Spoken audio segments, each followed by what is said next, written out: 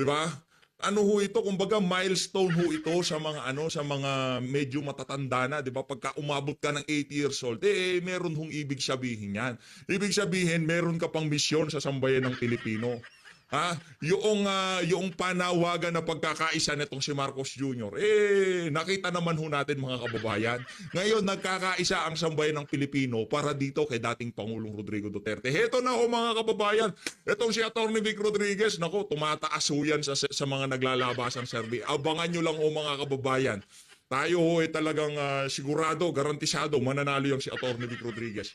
At lahat ng ating mga kandidato, yung si Senator Bato, ako sigurado din yan, yung si Senator Jimmy Bondoc, itaga mo sa Bato, ika nga. Eto mga kababayan, pakinggan ho muna natin ang mga punto de vista nitong si Eddie San Fernando. Tapos, react ho tayo sa mga sasabihin niya. Again,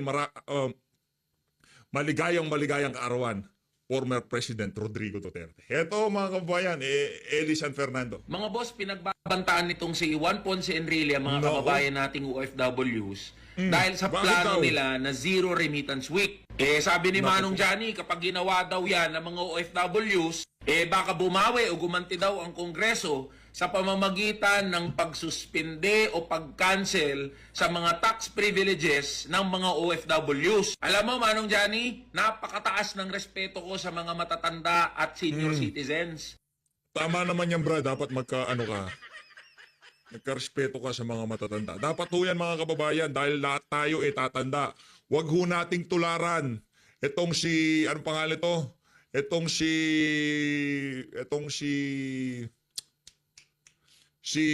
Maris Umali, di ba? Pinikit nung matanda ang kanyang mata nung nakita niyang papalapit ako. Lahat naman ho tayo tatanda. Yung bata, pwede tawagin bata. Tayo matanda na tayo. Minsan tawag nga sa atin, hoy tanda, ginaganon ho tayo Pero okay lang, yun yung realidad ng buhay. Pero sana naman, kung tayo tatanda, hindi tayo tatawaging matanda dahil wala tayong pinagkatandaan kagaya nitong si Enrile. Anak ng toko Di ba? Huwag naman hong ganon. Okay lang matawag na ganyan kung ano pa man. Bata, oy, tanda. Pero pagka tinawag ka na tanda na walang pinagkakatandaan, kagaya nitong si Enrile, meron nung tayong problema dyan. Pero wala akong respeto dyan sa pinagsasabi mo. Una, wala kang pakialam sa pera ng mga OFW. Pinagtrabahuhan yan ng mga OFWs, pinaghirapan nila yan.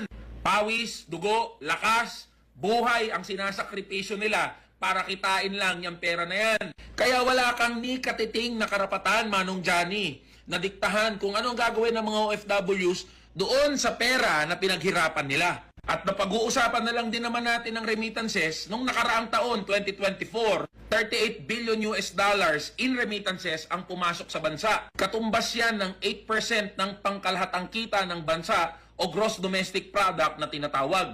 Ibig sabihin mga boss, remittances ng mga OFW natin ang isa sa bumubuhay ng ekonomiya ng Pilipinas. Kaya yung mga tax privileges na ini-enjoy ng mga kababayan nating OFW, dapat talaga na makuha at ma-enjoy nila yan. Dahil sila ang bumubuhay sa ekonomiya natin. Sa halip na pagbantaan ng gobyernong to, yung mga kababayan nating OFWs, dapat i-address yung mga issue, mga problema at mga pangangailangan ng mga kababayan nating nangingibang bansa. Nandyan yung mga issue sa SS, PhilHealth, iba't ibang mga bayarin, mga placement fees, mga agency fees na nagpapahirap sa buhay hindi lang ng mga kababayan nating OFWs, kundi pati na rin sa mga pamilya nila. At sa totoo lang, kung may choice yung mga kababayan nating OFWs, kung may oportunidad lang dito sa ating bansa, hindi naman mangingibang bayan yung mga kababayan nating OFWs Napakahirap na desisyon na iwanan ng mga pamilya para lang kumita. Alam namin yan dahil sa pamilya rin namin mismo may mga OFWs.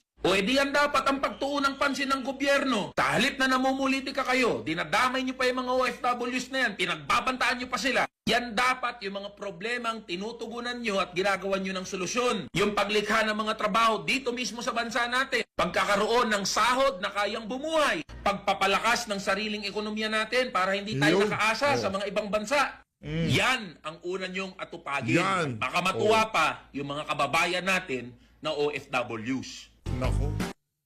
Nako, bumalagbag na naman ho itong si Eddie San Fernando. Ano, narinig nyo ho ba yun? Juan Ponce Enrile. Anak ng toko. Huwag nyo ho kasing pagbantaan yung ating mga kababayang OFW. Ang dating parang tinatakot nyo pa. Sila na ho yung mga nagsasakripisyo sa ibang bansa Sila pa ho ang tinatakot nila. Parang tayo ho dito sa Pilipinas, di ba? Ganyan ho kaliit ang tingin nasa kapangyarihan ngayong mga panahon na to. Kung ang ating mga kababayang OFW tinatakot nila na baka mawala yung kanilang mga tax privileges. Sa Pilipinas naman ho, ginagawang mga inutil ang mga Pilipino sa pamamagitan ng walang humpay na pamimigay ng ayuda. Ganyan na lang ho ba talaga ang gusto nyo mangyari dito sa bansa na to? Kayong mga nasa kapangyarihan. Sa bagay, no, malapit na eleksyon, mapapanalo ho natin itong 10 kandidato natin. Sa tingin ho natin, talagang malaki ang mababago sa ating pamahalaan pagka napanalo natin itong mga kandidato nitong si dating Pangulo Rodrigo Duterte. Kaya naman, vote straight Duterte, ha? Wala ho tayong pang 11. Kung meron man tayong pang 11, siguro itong si Senator Gringo Honasan, isasama na ho siguro natin yan, ha? Konting push na lang, Sen Greg. Konting push na lang. Mapapasama ka na sa listahan ng mga Duterte supporter. Kasi ano naman yung pagkilos nila, yung inisyatibo nila na gumawa sila ng non-government organization, NGO, nangalap sila ng mga lagda para dito kay dating Pangulong Rodrigo Duterte. Yun pa lang mga kababayan, talagang pagpapakita na hindi naman siya inaayunan nila at talagang binabanatan nila itong si Marcos Jr. Bagkos para ho ito, para sa mga kababayan nating OFW, para sa mga Pilipino sa iba't ibang dako ng daigdig. Kasi yung dignidad, yung dangal ng mga Pilipino, tinapuno sa basurahan nitong administrasyon nitong si Marcos Jr. Rekta ho tayo dito kay Atty. Vic Rodriguez. Pagkakaalam natin, hindi pa tula itong si Atty. Vic. Anong nangyari dito? Bakit biglang... Kasi naman yung ibang mga tumatambay sa mga live ng mga senatorial candidate natin, halatang mga trolls. Kumbaga pakawala nitong administrasyon yung tipong yung mga speaker, yung mga nagsasalita sa mga live binubwisit ho nila para mawala sa focus itong ating mga senatorial candidate kagaya nito si Atty. Vic, sila Atty. Raul Lambino. Pagka nagla-live yan, nagpapakawala ho ng mga trolls yung ang administrasyon para buwisitin yung mga nagsasalita. Pero dito ho mga kababayan, pinatulan na ho ni Atty. Vic yung isang nag-comment dito. Pakinggan mo natin ito mga kababayan. Kay Al Rosario, boycott sinong magugutom kundi pamilya ng mga di magre-remit. Kaya hindi ka naman kasali to, ba't ka react ng react? Diba? Kaya nga naman, kung di ka naman kasali doon, bakit react ka ng react? Huwag kang mag-react kung di ka kasali doon. Kung hindi ka kasama doon sa mga magugutom, nagkaroon na ng arrangement nakausap na ng mga kababayan nating OFW, yung mga kamag-anak nila sa Pilipinas. Ang sabi nila, okay basta kami, itong linggo na to, wala muna magpapadala. Malinaw yun, okay? Ano muna, magtipid-tipid ho muna tayo. Ubusin nyo ho muna yung mga talbos ng kamote sa likod ng bahay. Diba? Ganon yung diskarte dyan yung mga dilata, ubusin na muna yung mga yan. Diba? Ganon lang naman isang linggo lang naman para ito kay dating Pangulong Rodrigo Duterte. At kung ikaw, hindi ka naman kasama doon sa mga maapektuhan, huwag na kayong nag-iepal pa kayo sa mga ano lang yan, Atty. Vic, pakawala yan ng administrasyon. Kumbaga para mawala sa focus, hindi mo naman mawawala sa focus kung si Atty. Vic. Matalas itong mga kababayan. Tuloy. Huwag ka mag-remit o mag-remit ka. Bakit mo pinakikilaman yung ayaw mag-remit? Pamilya nila yun. At kaya nga sila nagpakalayo-layo sa Pilipinas dahil gusto nilang kumita sa hangad na magkaroon ng mabuting buhay ang kanilang pamilya. Ngayon, kung nakikita nila na may problema ang kanilang bansa, hindi naman ibig sabihin na kayo ay naging Filipino migrants o naging overseas Filipino workers at ng ibang bayan ay nabawasan po ang inyong karapatan bilang Pilipino. Hindi ho. Kaya yung mga merong kontra-opinyon, respetuhin po ninyo ang opinion at paninindigan ng mga Filipino migrants at overseas Filipino workers. And speaking of our title today, our topic today, yung remittance boycott ng mga OFW at Filipino migrants, inaanyayaan ko po yung ating mga kababayang overseas Filipino workers, yung Filipino migrants, yung mga Filipinos based abroad. Pwede po kayong sumali. Basta ito lang po ang gawin natin. Number 56, watching from. Kung saan po kayong lugar, kung saan po kayong bansa. at paihintulutan po kayo ng ating mga volunteers na makibahagi sa ating pagla-live ngayong hapon. Number 56, watching from. Yan po yung ating gawin. At wag po ninyong kalilimutan yung ating role dito sa ating pagla-live, yung diretsong pakikipag-ugnayan ko po sa inyo.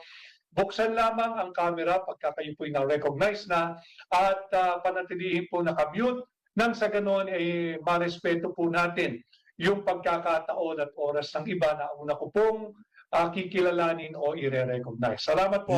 Number 56, watching from. Kay Jules Ken Art, number 56, watching from Pasig City. Ayuda sa Pilipinas, yung mga may OFW hindi kasama sa ayuda. Tama ho. Kaya nga po, pumuposisyon, naninindigan yung ating mga OFW. Meron po hindi sumasang-ayon. Wala po tayong magagawa sa hindi sumasang-ayon. Re-respeto at re-respetuhin natin ang kontra-opinyon. Ganon din po, yung merong kontra-opinyon o hindi sumasang-ayon. Respetuhin ninyo yung paninindigan ng mga nais lumaho sa tinatawag na zero remittance or remittance boycott ng OFW. Alam mo ninyo, karapatan ng ating mga overseas Filipino workers, karapatan po ng ating Filipino migrants, magpadala o hindi magpadala ng pera sa kanilang mga kamag-anak. At wala po tayong pakialam doon. Sila ay... Hindi, attorney, sabi ni Enrile, tinakot eh. Sabi, baka mawala yung mga tax privileges nyo. Di ba mga tax-free ho yung mga kababayan nating OFW? O baka daw mawala ho yun. Baka tanggalin daw ng Kongreso yun. Ano ba yan si Enrile? Congressman ba yan? Senador pa ba yan? Anak ng tokwa, bakit pinangungunahan pa niya? Sa bagay, si Tambalusus pala at itong si Escudero, ano ho yan, kasama sa mga galamay ng administrasyon.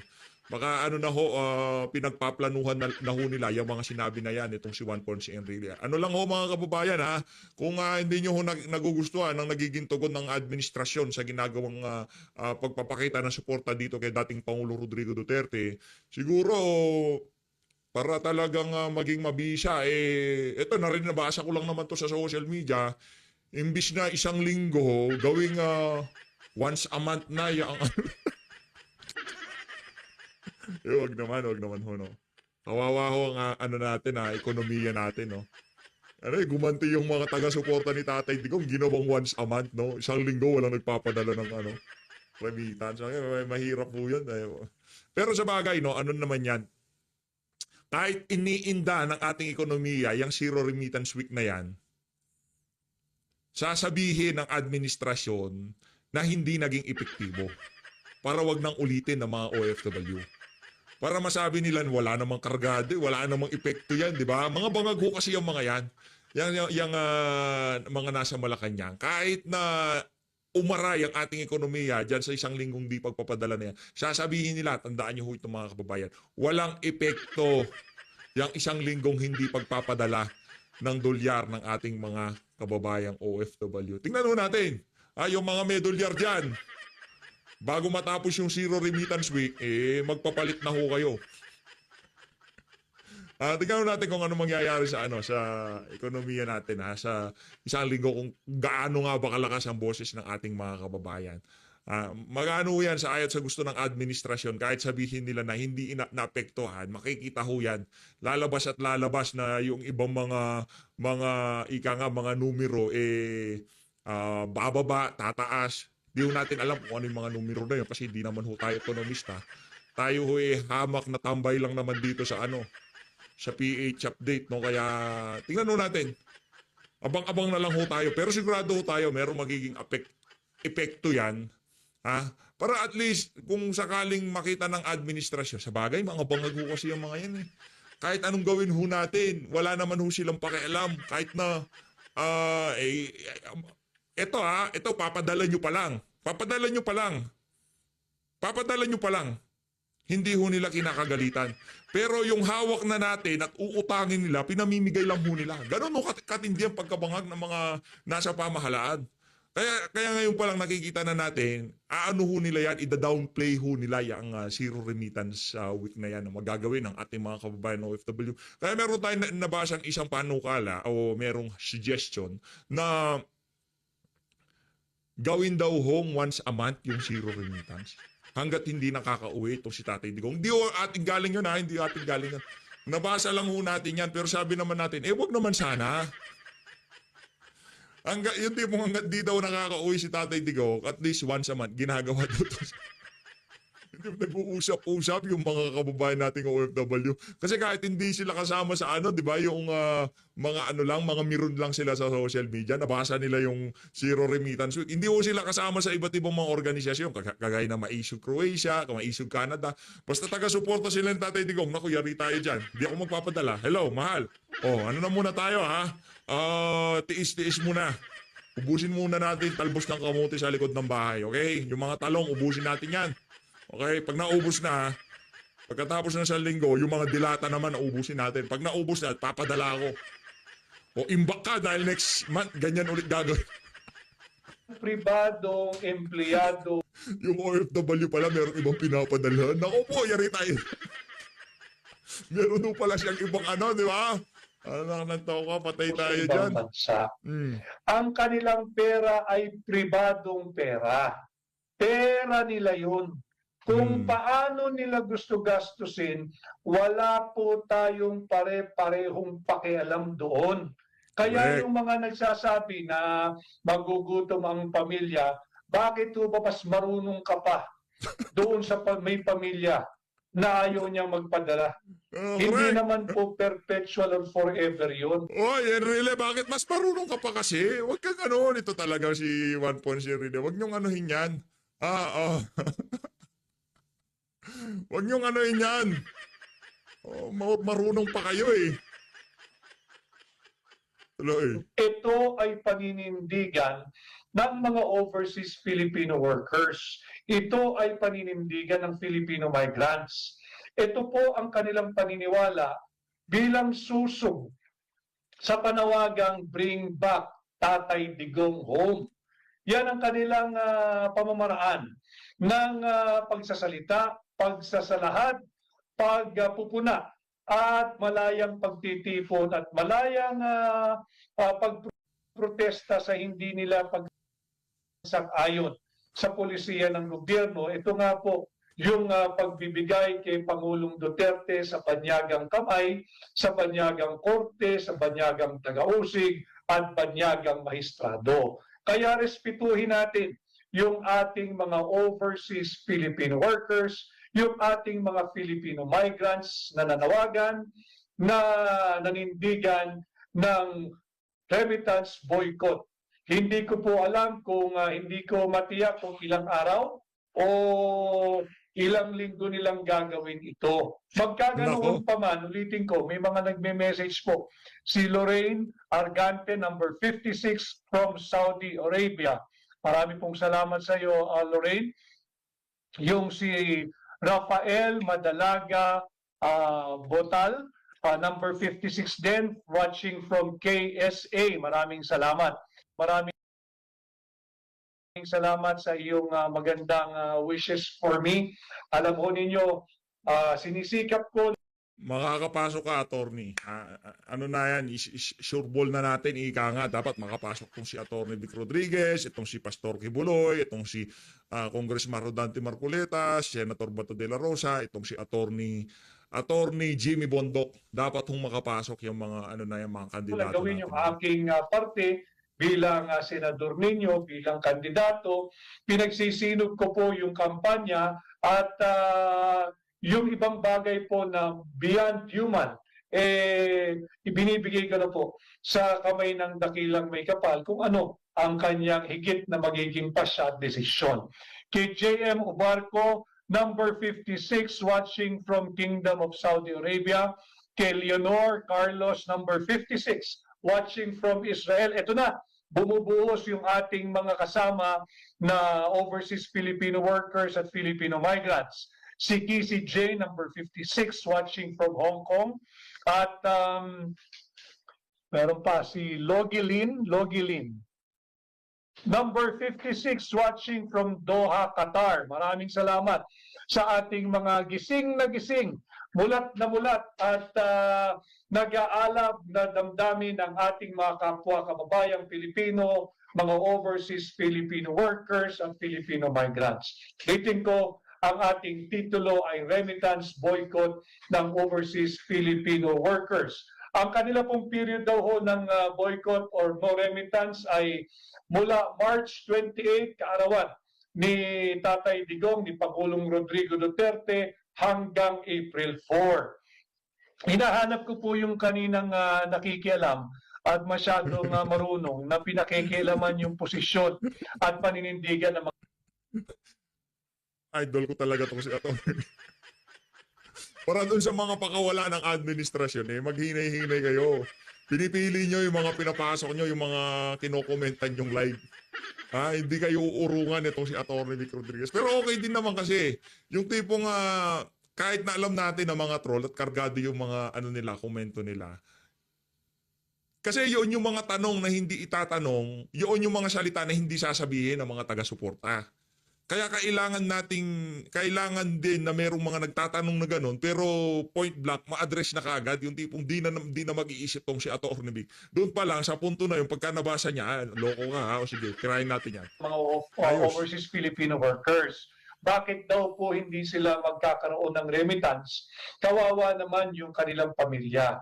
Unang-una, kaya po sila ng ibang bayan upang kumita ng marangal at magkaroon ng malinis na pagkakakitaan para nang sa ganun, yung kanilang perang gagamitin upang ipakain at ipangpabuhay sa kanilang pamilya ay galing sa marangal. Kung ayaw nila mag-remit ng 1 araw, 5 araw, 1 linggo, wala pong pakialam ang kahit na sino. Ulitin ko, karapatan ng ating overseas Filipino workers, karapatan ng Filipino migrants mag-remit o hindi mag-remit. Karapatan po nilang mag-remit kung kinakailan nila gusto at wala pong sino man ang maaaring magdikta sa kanila kung kailan dapat mag-remit, kung kinakailangan dapat maghulog, kung kinakailangan magpadala sa kanilang mga kamag-anak. Bakit? Pera po ng ating mga kababayang Pilipino yan. Yung ating mga Filipino migrants at overseas Filipino workers. Pribadong pera po iyan at yan po ay pinaghirapan nila, dugod pawis, nagpakalayo-layo sa Pilipinas, nagpakalayo-layo sa kanilang mga mahal sa buhay, kaya walang sino mang pwedeng magdikta na sila ay hindi dapat magpatuloy sa kanilang paninindigan na ilang araw na remittance boycott o no remittance day. Meron tayong early bird, anong pangalan nito? Pakitulong nga, dating po, ano ba yun nasa ano mo? Ayun na nga mga kababayan, tayo ay nabibilib sa totoo lang. Yung mga kandidato ni Tatay Digong, di ba? Wala ho silang malakihang mga rally, di ba? Nakita niyo naman, wala ho sila kagaya dun sa mga nasa alyansa. Pero pagdating ho sa survey talagang magtataas, tumataas ho sila. Itong si Congressman Dandy Marcoleta, dun sa pinakahuling survey na nakita natin, pang number 12 na ho siya, palakpakan. At itong si Atty. Vic Rodriguez, wala hong maganong kalaking makinarya, talagang social media lang po. Social media lang ho mga kababayan, walang maraming tarpaulin, kagaya nitong si Abalos. Pero tinalo niya pa ho yung mga kandidato na kung saan kahit saan tayo mabaling, nakikita natin yung mga pagmumukha nila. Ganun ho katindi ang kapangyarihan, hindi social media, kapangyarihan ng nasa tama. Kasi marami dyan, nag-ads pass talaga sila sa social media pero wala pa rin kargada. Ibig sabihin ng mga kababayan, yung mga botante, medyo edukado na, ika nga. Natututo na ho sila mula doon sa nangyari noong 2022. Ibig sabihin, hindi na ho porket sikat, porket kilala ang papilido, kung magaling magsalita. Si Marcos Jr. di na magaling magsalita. Yung kilala lang apelido. Kaagad ibuboto na. Ngayon tinitimbang na ng mga botante kung sino yung mga merong tunay na plataforma. Pagka ikaw, kargado ka lang ng kabangagan, malabo yan. Ngayon, real talk ha, itong si Attorney Vic, tinalo niya na ho yung ibang mga talaga na mga, kung makapagsunog ng pera dito sa eleksyon na to, hindi ho natin malaman kung saan nanggagaling yung mga pera nila. No? Yan si Bong Revilla, natalo niya na ho yan. Sa pinaka-latest na survey, isipin nyo na lang ho mga kababayan, Bong Revilla. Natalo Camille Villar. Ganon ho. Yung mga butante ngayon, hindi na ho nadadaan sa mga pabudots-budots. Yung patarpulin-tarpulin. Ang gusto ng mga butante ngayon, latagan nyo kami ng magandang plataforma. Ngayong mga panahon ba na to, nasaan niya? Ano ba ang mga pinaglalaban nyo? Nasa tama ba pinaglalaban nyo? Kaya napakaganda ho ng pinaka-latest na survey na lumabas ngayon ng Publicus Asia. Napakaganda ho. Sa susunod na video na lang ho natin pag-usapan at yung mga kababayan nating napakalupit kung sumuporta dyan sa comment section. Ha? Dito kay Ma'am Arizayen, dito kay Sir Jobert de Goodbook. Next video na lang ho yung mega love shoutout. Tuloy. Paano po straight 12? 10 lang kami. Paano? Naku po. O anong mensahe mo, dating pogi? Ayun, nakikipaglaban pa rin tayo. Oo, lahat tayo, namimiss natin si Tatay Digong. Nakita natin lahat na kung paano siya pinagkaitan ng kanyang karapatan, paano siya pinagkaitan ng due process. Maya-maya tatalakayin din natin yan, dating pogi. Ano ang mensahe mo para mapagbigyan Dating po. natin yung iba nakapila? Ay, i-viral natin itong video na to, no? Kasi malulupit to yung mga birada dito ni Atty. Vic Rodriguez.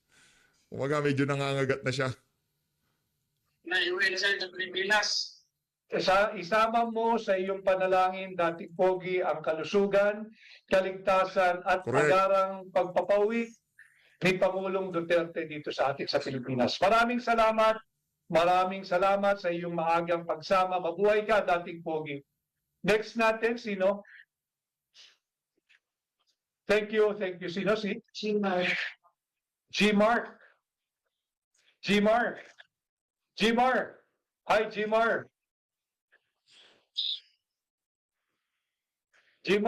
Dating pogi, paki-mute na yung mikropono mo para mapagbigyan natin yung iba. Gmar, ikaw na. Gmar, pakibuksas yung camera at saka yung mikropono. Salamat po, Atty. Hi, Gmar. Mabuhay ka. Taga saan si Gmar? Taga City po, Atty. Taga Davao City. Anong mensahe ni Gmar dito sa ating pinag-uusapang remittance boycott ng OFW? Sa akin lang po, Atty. Yung mga OFW natin nasa dyan, tumatanong lang ng utang na loob sa ginawa ng ating dating Pangulong Digong, Atty. Kasi kung hindi si Pangulong Digong, Atty., hindi abot ng 10 years validity ang mga passport ng mga OFW natin, Atty. Kaya nga, tumatanong sila ng utang na loob kay Tatay Digong, Atty. Kaya nga, napapasalamat ako, nag-iisang sila sa lahat ng ginawa ni Tatay Digong.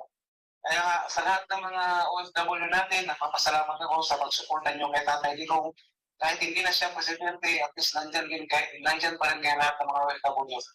Maraming salamat, Gmar. Sa inyo lahat. Maraming salamat sa napakaganda mong mensahe at pagpapaalala na si Pangulong Duterte ang gumawa ng 10 years validity ng passport nating mga Pilipino. Mabuhay ka, Gmar. Ang next natin, si Banat. Thank you. Sino ito, Banat? Banat Marino. Banat Marino, pakibukas yung camera at mikropono. Banat Marino. Ayun. Yes, sir. Good morning or good Saturday. Hapon pa lamang, 4:50. 4:50 in the afternoon. Nasaan si Banat Marino? Sir, Saan yan? Saan ka? Nasaan ka ngayong lugar? nasa Nordic Way. Oh, ingat ka dyan at maraming salamat sa iyong pagsama, Banat Marino. Ano ang iyong mensahe para kay Tatay Digong at nalalapit na ang kanyang 80th birthday?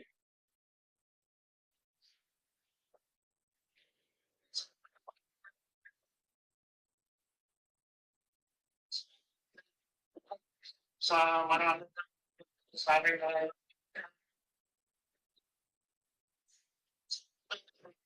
ayos yung pag-ibig ka. So, sa dami mo. Mga just factors. Sa lahat ng mga OFW, mga sa mga ilong bulan, PDP laban straight tayo. Iparamdam ko natin sa kanila na tayo po ay buong suporta para kay Tatay Digong para sa napilit na po 10 kandidato. Number 1 po natin si Atty. Vic Rodriguez. Kapis po, kapis. Yan po. Thank you. Maraming salamat. Maraming salamat, Banat Marino, sa iyong aktibong pangangampanya at pag-endorso. At sama mo, paulit-ulitin ko to. Sa lahat ng akin nakakausap, isama po ninyo sa inyong panalangin ang kalusugan, kaligtasan at agarang pagpapauwi kay Pangulong Duterte dito sa Pilipinas. Maraming salamat, Banat Marino. Thank you. Si Bambi? Bambi Sharp? Bambi Sharp. Hi, Bambi Sharp. Good morning sa'yo. Good afternoon dito. Nasaan ka? Nasa UK po kami. Isang po ako sa member ng PDP laban dito sa UK. Sinusulong po namin ang on-straight. Volunteer po ako na PDP laban para access all Filipinos shelter to register to pre-enroll or online voting. Okay. To all registered voters po. Hinahangin po namin yung mga tao na naka-registered po din para assess namin para station kami inilunsad para po sa mga hindi marunong mag-online voting kasi ang mga reason nila kasi although they have yung mga letter na sinisend, kadalasan kasi yung ginagamit nilang address which is already hindi na sila nakatira doon nung nag-ipat na kaya ina-assist namin yung online voting at hinahanap namin lahat ng botante namin para para alam namin kung ilang botante ang nakakuha para wala bang nayaan pa. Kung sinabi ako kailangan sa yung tapos sa listahan kami na ito yung mga botante namin tapos ito lang ang lumabas. Kasi mayroong kaming may pagkakita na kung okay pa yung online voting ulit. Ganun po ba? Pero contestant po tayo, PDP laban. Mga taga-Euro, makita-kits po sa birthday ni Tatay Digong uli. Nandun po kami last week. Kasi sabi ng bulletin, Manila Bulletin is 2,000 people only.